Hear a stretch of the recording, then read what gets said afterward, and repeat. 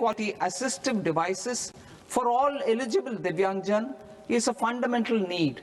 I propose to 1. Support the Artificial Limbs Manufacturing Corporation of India, Alimco, to set up and to scale up production of assistive devices, invest in R&D and AI integration, strengthen PM Divyasha Kendras, and support setting up of assistive technology marts as modern retail style centers where Divyangjan and senior citizens can see,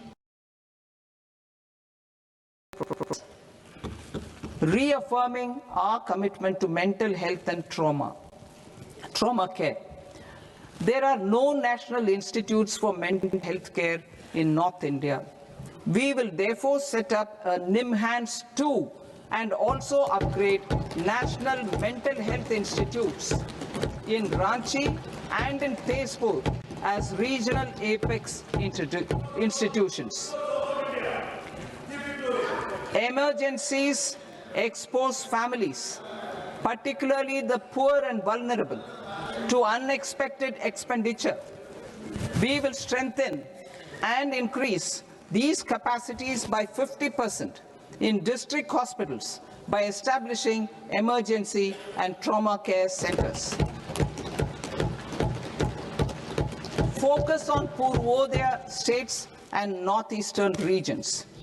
Purvodaya.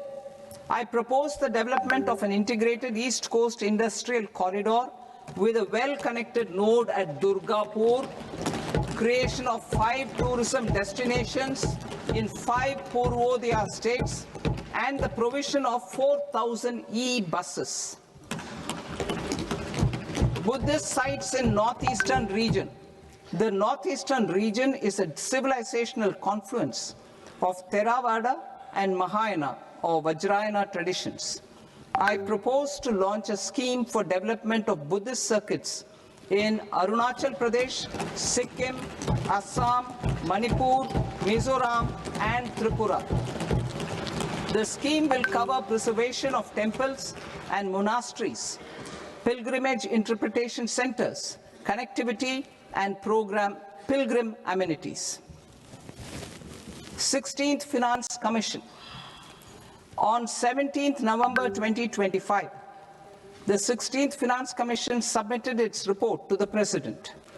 As mandated under Article 281 of the Constitution, the government is to lay the report along with the explanatory memorandum on the action taken report on the recommendations of the Commission in Parliament, which, Sir, Honourable Speaker, you've allowed me to do at the commencement of this session. The government has accepted the recommendation of the Commission to retain the vertical share of devolution at 41%. As recommended by the Commission, I have provided 1.4 lakh crores of rupees to the states for the year 2026-2027 as Finance Commission grants. These include rural and urban local body and disaster management grants. Fiscal consolidation. Government has been delivering on our fiscal commitments consistently without compromising on social needs.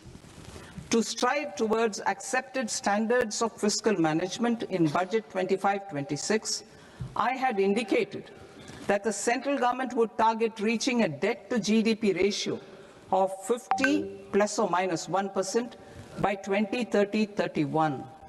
In line with this, the debt to GDP ratio is estimated to be 55.6% of GDP in BE 26-27, compared to 56.1% of GDP in RE 25-26.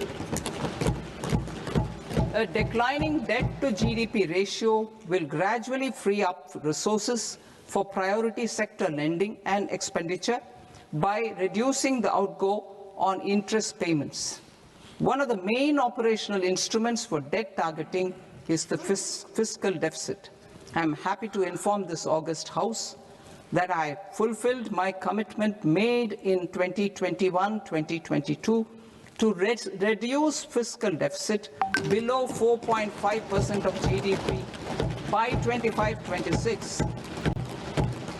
In RE 25-26, the fiscal deficit has been estimated at par with BE of 2025-26 at 4.4% of GDP.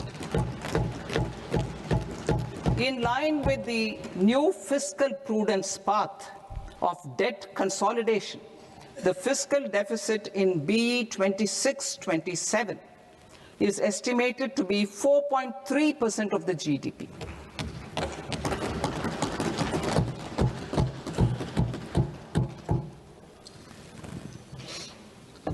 The revised estimates of the non-debt receipts are 34 lakh crore rupees, of which the centre's net tax receipts are 26.7 lakh crore. The revised estimate of the total expenditure is 49.6 lakh crore rupees, of which the capital expenditure is about 11 lakh crores. Budget estimates 2026 to 2027. Coming to 26-27, the non-debt receipts and the total expenditure are estimated as 36.5 lakh crore and 53.5 lakh crore respectively. The centre's net tax receipts are estimated at 28.7 lakh crore rupees. To finance the fiscal deficit, the net market borrowings from dated securities are estimated at 11.7 lakh crore rupees. The balance financing is expected to come from small savings and other sources. The gross market borrowings are estimated at 17.2 lakh crore rupees. I'll now move to Part B. Part B, direct taxes.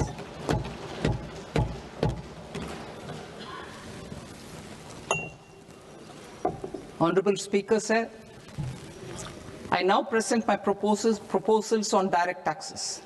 New Income Tax Act. In July 2024, I announced a comprehensive review of the Income Tax Act 1961. This was completed in a record time, and the Income Tax Act 2025 will come into effect from 1st April 2026. The simplified income tax rules and forms will be notified shortly, giving adequate time to taxpayers to acquaint themselves with its requirements. The forms have been redesigned such that ordinary citizens can comply without difficulty. Ease of living.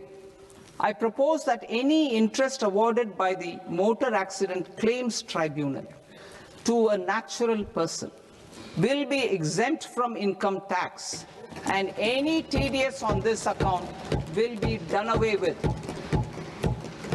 I propose to reduce TCS rate on the sale of overseas tour program package from the current 5% and 20% to 2% without any stipulation of amount. I propose to reduce TCS rate for pursuing education and for medical purposes under the Liberalized Remittance Scheme, popularly known as LRS, from 5% to 2%.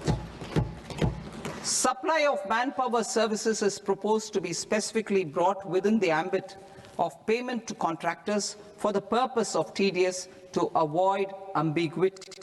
Thus, TDS on these services will be at the rate of either 1% or 2% only. I propose a scheme for small taxpayers, wherein a rule-based automated process will enable obtaining a lower or nil deduction certificate instead of filing an application with the assessing officer. For the ease of taxpayer holding securities in multiple companies, I propose to enable depositories to accept Form 15G or Form 15H from the investor and provide it directly to various relevant companies. I propose to extend time available for revising returns from 31st December to up to 31st March with the payment of a nominal fee. I also propose to stagger the timeline for filing of tax returns. Individuals with ITR 1 and ITR 2 returns will continue to file till 31st July, and non-audit business cases or trusts are proposed to be allowed time till 31st August. TDS on sale of immovable property by a non-resident is proposed to be deducted and deposited through resident buyers and his or her PAN-based challan instead of requiring a TAN, which is a temporary accounting number.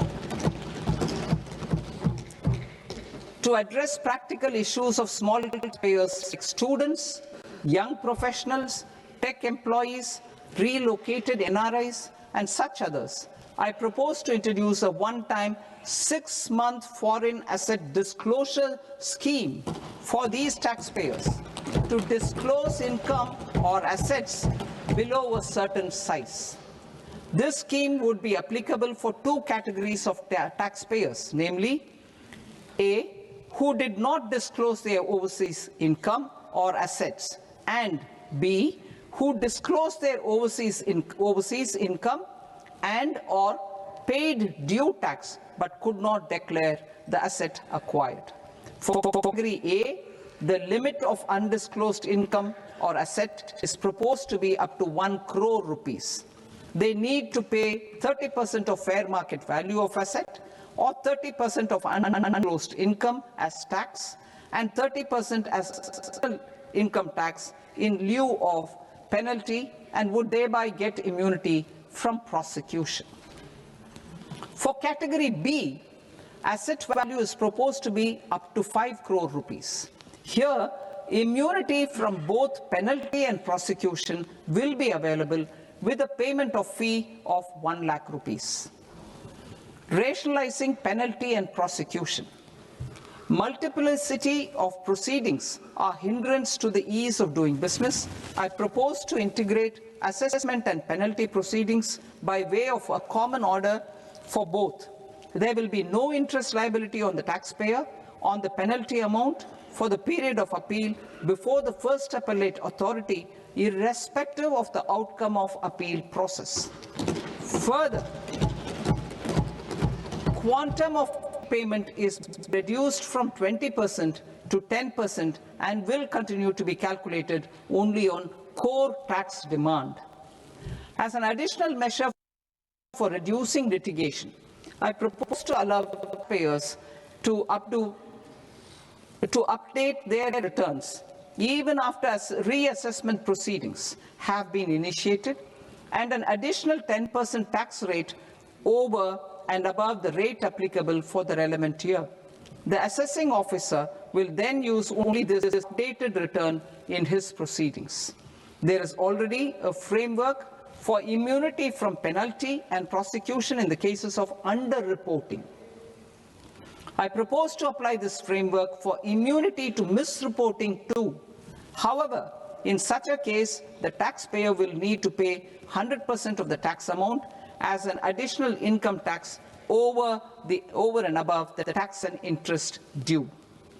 Penalties for certain technical defaults, such as failure to get accounts audited, non-furnishing of transfer pricing audit report, and default in furnishing statement for financial transactions, are proposed to be converted into fee.